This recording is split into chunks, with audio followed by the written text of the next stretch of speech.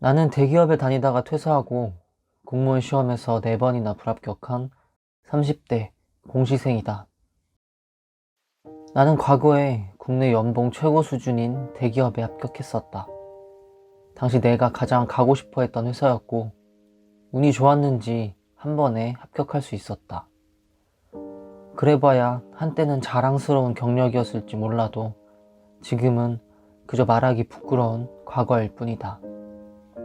그때는 내가 정말 똑똑하고 잘난 줄만 알았다. 그러나 호기롭게 퇴사한 후 도전한 일들은 실패했고 마지막 기회라고 생각한 공무원 시험에는 4번이나 떨어졌다.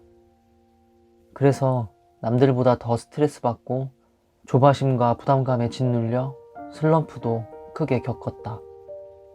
올해 국가직을 준비할 때는 하루 순공 시간을 14시간씩 유지할 정도로 집에 틀어박혀 공부만 했다.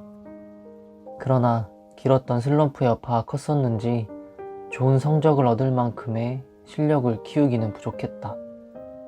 결국 국가직 시험에서 생각보다 낮은 점수를 받았고 나는 크게 좌절했다. 당장 공시 준비를 그만두고 싶었다. 몸도 마음도 많이 지쳐 있었다. 나에겐 이 공무원 시험이 단순한 진로 선택의 문제가 아니었다. 많은 것들을 포기했고 인생의 마지막 도전이라고 생각했던 절박한 선택이었다. 그래서 시험날 더 긴장하고 실수도 많이 했던 것 같다. 불과 몇 달 전이지만 지금 돌이켜보면 너무 여유 없이 나를 몰아붙였다. 올해 합격하지 않으면 인생의 막다른 곳에 도달할 것 같았다. 시험 D-40일이 깨졌다. 지방직 시험이 6주도 안 남은 상황에서 많은 공시생들이 불안해하는 것 같다. 준비를 잘해왔던 사람이든 미흡한 사람이든 지금 본인의 실력과 위치를 아무도 확신할 수 없기 때문이다. 오히려 지금 이 순간 불안하지 않고 편하게 공부 중인 공시생이 있다면 그 사람이야말로 진짜 걱정을 해야 하는 사람이다. 제일 중요한 건 그런 고민들 때문에 멘탈이 흔들리더라도 본인이 해왔던 공부 루틴을 믿고 꾸준히 하는 것이다. 난 이 꾸준함이 부족해서 시험에서 떨어졌다. 따로 스터디도 안 하고 혼자서만 공부하던 나는 이 시기만 오면 남은 기간을 어떻게 활용해야 할지 확신이 없었다. 회독수가 늘어갈수록 아는 것만 보게 되고 어려운 모의고사를 풀면 괜히 이런 고난도는 안 나오겠지 하면서 익숙한 것들만 보려고 했다. 시험 날짜가 다가올수록 마음은 조급해졌고 그럴수록 불안감이 커져 내가 잘하는 것들만 반복했다. 결국 내 지식에는 여기저기 빵꾸가 났고 시험 결과는 오묘하게도 그런 부분에서 등락이 결정됐다.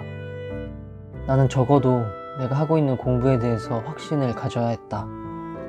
불안한 마음에 계속 쉽게만 공부하려고 요령을 피웠지만 공무원 시험은 요령이 아닌 순수한 노력으로만 붙을 수 있는 정직한 시험이었다. 1년에 단 한 번 있는 공무원 시험. 떨어지면 다른 시험으로 우회할 수도 없는 직진만이 가능한 길 위에 서 있는 기분이었다. 그리고 직진하지 못하면 뒤엔 낭떠러지가 있다고 생각했다. 이 길 위에서 느끼는 불안감의 무게는 내가 여태껏 쏟아부은 노력과 희생한 시간만큼의 무게였다. 그렇기에 내가 노력한 1년의 시간이 헛되진 않을까, 무의미해져 버리면 어쩌나 하는 마음이 드는 건 당연했다. 하지만 나는 이 불안감이 당연한 것임을 받아들이고 그 불안함을 없애려고 애써 노력할 필요도 없다는 걸 깨달았다. 나뿐만 아니라 과거에 합격한 사람들도 현재 공부 중인 다른 공시생들도 모두가 이 불안감을 안고 살아간다. 꼭 이 불안감을 극복해야만 하는 게 아니었다. 오히려 이 불안감과 함께 공부를 지속할 수 있는 마음의 여유가 필요했다. 이번 국가직 시험이 끝나고 한동안 나를 돌아보는 시간을 갖게 됐다. 내가 왜 공무원 준비를 시작하게 됐나? 여태껏 어떤 것들을 포기하고 희생해 왔는가? 정말 공시를 포기해야 하나? 공무원 시험에 대한 많은 생각과 정리 끝에 우리 지방직까지는 그래도 최선을 다해보기로 했다. 결과에 어찌됐든 후회는 남기고 싶지 않았다. 열심히 노력한 과거의 나에게 부끄러운 선택을 하고 싶지 않았다. 그렇게 생각이 정리되자 마음에 조금의 여유가 생겼다. 그리고 부족한 체력을 위해 건강관리에도 신경 쓸 수 있게 됐다. 예전엔 운동하는 시간이 아까워서 밖에 나가지도 않았는데 지금은 하루 한두 시간 운동을 하면서 오히려 공부 효율이 좋아졌다. 두통과 요통으로 한자리에 오래 앉아있기도 힘들었던 과거에 비해서 지금은 전보다 오랜 시간 집중력을 잃지 않게 됐다. 덕분에 일주일에 하루는 푹 쉬면서도 유튜브 영상을 편집할 체력도 생겼다. 조바심과 초조함 때문에 부정적이었던 예전과 달리 마인드도 긍정적으로 바뀌었다. 공무원 시험에서 떨어지면 마치 세상이 무너질 것 같았는데 지금은 너무 공무원 시험에만 목매달 필요가 없다는 것도 점점 깨달아가는 중이다. 많지는 않지만 그래도 내 영상에 응원의 댓글들을 달아주시는데 덕분에 위로도 받고 버틸 수 있는 힘이 생겼다. 30대 중반 인생의 마지막 선택이라며 공무원 시험을 준비했던 나는 세상 누구보다 불안했던 사람이었다. 그 불안함을 견디지 못하고 조급한 마음만 커져서 항상 시험에서 떨어졌다.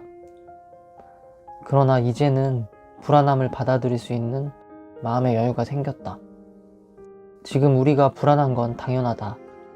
불확실한 미래, 떨어진 자존감, 얼마 남지 않은 시간에 대한 조바심.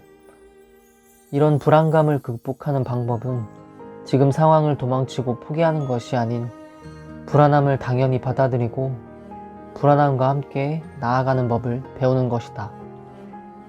결과와 목표만을 위해 너무 나를 책짓질만 하지 말고 하루 한 번은 불안한 내 마음이 쉴 수 있도록 나만의 여유를 찾자. 마음이 불안해서 쉬어도 쉬는 것 같지 않을 때 아무 생각 없이 멍 때릴 수 있는 순간이 필요하다. 마음도 뇌도 진짜 쉴 수 있는 시간. 여유를 찾는 방법을 모르겠다면 당장 내일 저녁 밖에 나가 노을을 바라보는 것을 추천한다. 해가 지는 순간 하늘을 보면 시시각각 변하는 아름다운 하늘빛에 홀려 아무 생각 없이 노을만 바라볼 수 있다. 그 길지 않은 순간이 내 불안감을 완전히 없애주진 못하겠지만 불안감을 안고 살아갈 마음의 여유 정도는 생기는 것 같다. 꼭 노을이 아니더라도 본인만의 여유를 찾는 방법이 있다면 하루에 한 번은 그 시간을 꼭 활용했으면 좋겠다. 꼭 공시생뿐만 아니라 각자의 자리에서 여유 없이 하루하루를 보내고 있는 불안한 현재에 지치고 힘든 사람들 모두가 본인만의 여유를 찾는 소중한 시간을 가져보길 바란다.